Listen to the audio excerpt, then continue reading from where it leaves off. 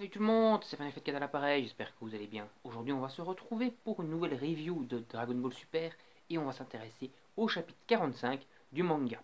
Alors je vais directement vendre la mèche, c'est un chapitre que j'ai vraiment adoré, un très bon chapitre, très bien dessiné, l'histoire est plutôt très intéressante et avance bien, on a pas mal de révélations et donc tout ça c'est plutôt cool.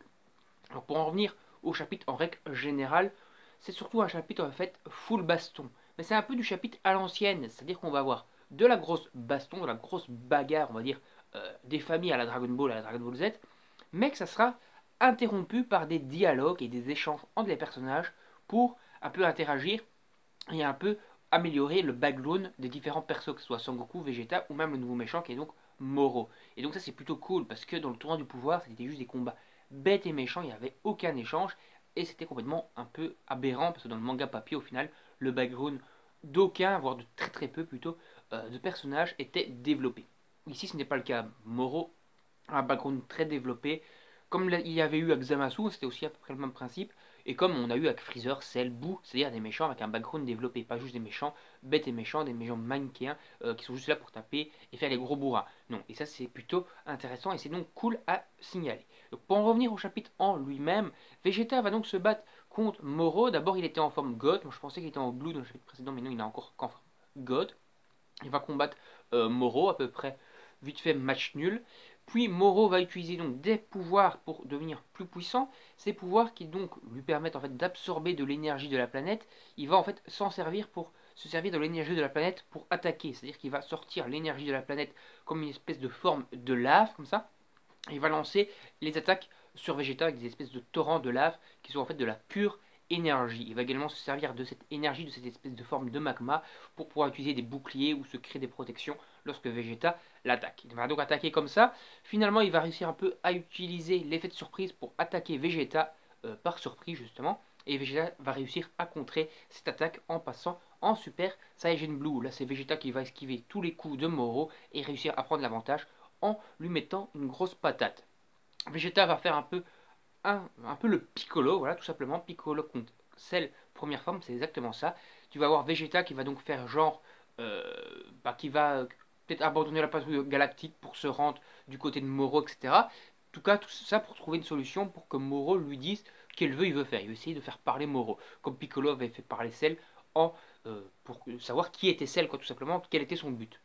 Ici, quel est le but de Moro? Pourquoi il veut les Dragon Ball? Donc il veut les Dragon Ball de la planète Namek pour devenir plus puissant. Pas devenir plus puissant, plutôt pour récupérer la force qu'il a perdue.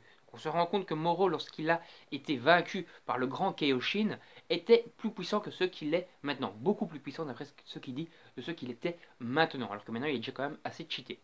On se rend compte aussi que du coup le grand Kaioshin était vraiment méga cheaté, qui est le fait d'avoir perdu la moitié voire plus de son énergie pour vaincre Moro et l'enfermer. Voilà, ça l'a rendu faible et c'est pour ça qu'il a été entre guillemets absorbé par vous. Mais sinon c'était vraiment quelqu'un d'over cheaté du niveau de Beerus, voire supérieur à Beerus. Et ça c'est quand même assez important à signaler. Donc Moro donc révèle entre guillemets son plan, qui est donc en fait de récupérer la puissance qu'il avait dans le temps. Et comme je vous disais, ils sont déjà occupés entre guillemets à galérer contre Moro maintenant. Donc s'il arrive à récupérer sa puissance, ce qu'il va forcément réussir à faire, sinon le chapitre, enfin l'arc n'aura pas beaucoup d'importance, il va devenir vraiment invincible, invulnérable. Parce que là, entre guillemets, en Super Saiyan Blue, tu prends l'avantage sur lui sans trop de soucis, parce que bah, il peut utiliser l'énergie de la planète, mais en lui-même, son corps, son enveloppe physique, on va dire, est relativement faible. En un coup de pied, Vegeta l'envoie valdinguer lorsqu'il arrive à s'approcher de lui. Donc, s'il devient plus puissant, ça sera quand même sacrément problématique. Bon, après, Vegeta a fait durer le combat. Et on va se rendre compte en fait que Moro donc, absorbe l'énergie donc, pour devenir plus puissant, l'énergie des êtres vivants, l'énergie des Namek, l'énergie de la planète en règle générale. C'est comme ça qu'il est devenu plus fort et qu'il a réussi entre guillemets à résister à Vegeta.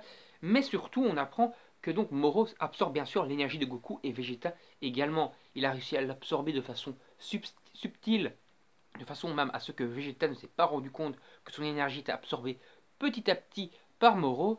Et donc au final, à la fin de ce chapitre, on se rend compte en fait que Vegeta ne peut plus passer en Super Saiyan Blue parce que en fait Moro s'est gavé de son énergie sans que Vegeta ne s'en rende compte. Et donc là il est en forme normale, avec ses cheveux noirs quoi, et il se fait littéralement violer par Moro. Et c'est là-dessus qu'on va finir le chapitre. Donc on va se rendre compte que donc Moro a pris complètement l'avantage maintenant sur Goku et Vegeta, donc dans le chapitre suivant, va les vaincre. Ils vont certainement devoir s'enfuir pour aller s'entraîner et pouvoir trouver une solution pour contrer, pourquoi pas, le pouvoir d'absorption de Moro. Mais du coup, ça va laisser champ libre à Moro pour utiliser les Dragon Ball de Namek et ou bien aller sur Terre pour utiliser les Dragon Ball de la Terre, pourquoi pas, histoire de changer un peu. Mais utiliser en tout cas les Dragon Ball pour pouvoir donc devenir immortel, enfin pas immortel, récupérer ses pouvoirs d'antan. Donc on va certainement avoir Moro à la fin du chapitre suivant qui aura récupéré sa force ultime, on va dire. Hein. Voilà, c'est un peu l'arc Cell, quoi, tout simplement. Avec son Cell qui était en forme normale, il voulait absorber les cyborgs pour devenir parfait. Et ici, c'est un Moro qui veut utiliser les Dragon Ball pour devenir, entre guillemets, récupérer sa puissance d'antan. Mais on peut dire que Moro veut redevenir parfait, quoi. Et donc, c'est un peu le même délire que Cell. Donc, certainement, après l'entraînement de Goku et Vegeta, ils vont aller de nouveau se friter contre lui. Moi ici, donc ici on sait qu'on est au début du chapitre du tome 10. On a donc le chapitre 1 qui forme le début du tome 10. Le chapitre suivant, ils vont se faire vaincre par Moro. Milieu du tome 10, Moro aura récupéré toute sa puissance. Moi je pense qu'on va avoir deux chapitres où ils vont s'entraîner. Donc on va finir le tome 10 sur de l'entraînement. Le début du tome 11, moi je pense qu'on va avoir un nouvel ennemi. Et je sais pas pourquoi, parce qu'il me semble quand même que Meru, il en sait beaucoup sur Moro, je trouve ça chelou. Et donc je pense un peu comme le pensait le chef Otaku, que Meru, voilà, en tout cas le gars de la patrouille galactique, quoi, cette espèce de coupe à la Dave, il n'est pas tout net, il n'est pas clair. Je pense que ce gars, tout simplement, va être un ennemi. Et que ce gars, en fait, c'est lui qui aura éventuellement aidé vraiment Moro à s'enfuir de la prison de la patrouille galactique. Je pense qu'il est lié à Moro de près ou de loin. En plus, comme disait le Shufutaku, Meru, Moro, ça se ressemble un peu, c'est quand ça parle les mêmelettes et tout. Soit ils sont pas du tout originaux, ils commencent les noms par les mêmelettes, soit ils sont liés. Et c'est pour ça que ça a commencé par les mêmelettes. Voilà. Bon, en tout cas, c'est une petite théorie du chef Otaku. Et je le rejoins plutôt là-dessus. Donc moi, je pense qu'on va avoir deux chapitres maintenant, enfin trois chapitres. Donc le chapitre fin de combat contre Moro, ils vont se faire vaincre. Moro va devenir récupérer sa puissance. Après, on va avoir deux chapitres d'entraînement. Puis Meru va être entre guillemets démasqué, il va les attaquer. On va avoir combat contre donc Meru qui sera vaincu. Et vers le milieu du tome 11, quoi, il sera vaincu, on va dire. Et c'est là qu'à la fin de ce chapitre où Meru sera vaincu, voilà, au milieu du tome 11, on va enchaîner sur le combat contre Moro. Et je pense que le combat contre Moro va durer bien 200-230 pages.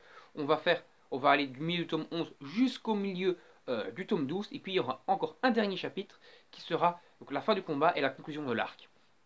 Et après, il y aura encore un chapitre à la fin du tome 12 pour introduire le prochain arc. En tout cas, moi je trouve que ce plan et ce schéma de manga, ce schéma d'arc me paraît crédible. Ce sera un arc pas trop long, plus long que l'arc Zamasu, mais moins long que l'arc Tournoi du Pouvoir. Ce sera un arc dans la moyenne, on va dire, avec un peu moins de 700 pages, on va dire 680 pages. Ça promet d'être un arc plutôt intéressant. Voilà, donc c'est un chapitre que j'ai vraiment bien aimé, que ce soit au niveau du scénario, au niveau du dessin, et surtout au niveau donc, de l'avancée de l'arc, et surtout du background de Moro, qui est très développé. On voit qu'on a un peu de retour aux sources, à des arcs à la selle, et ça, des arcs à la cyborg, à la selle, quoi, tout simplement. Et ça, c'est vraiment les bons arcs, les arcs qui ont fait vraiment les bonnes lettres de noblesse de Dragon Ball, parce qu'on sort d'un arc très mauvais, donc c'est cool d'enchaîner sur un très bon arc. Et donc ça, c'est très sympa. Donc on va s'arrêter là. N'hésitez pas à donner votre avis dans les commentaires sur le chapitre si vous l'avez lu. N'hésitez pas également à donner votre avis dans les commentaires sur la vidéo en règle générale, à liker la vidéo et à la partager sur vos réseaux sociaux. Et bien sûr, à vous abonner à la chaîne et à activer la petite cloche pour ne pas manquer les prochaines vidéos. On se retrouvera donc pour des prochaines vidéos incessamment sous peu, que ce soit des achats manga ou autres. Et moi, je vous dis salut, à la prochaine, en espérant donc que cette vidéo vous ait plu. Bye bye tout le monde, salut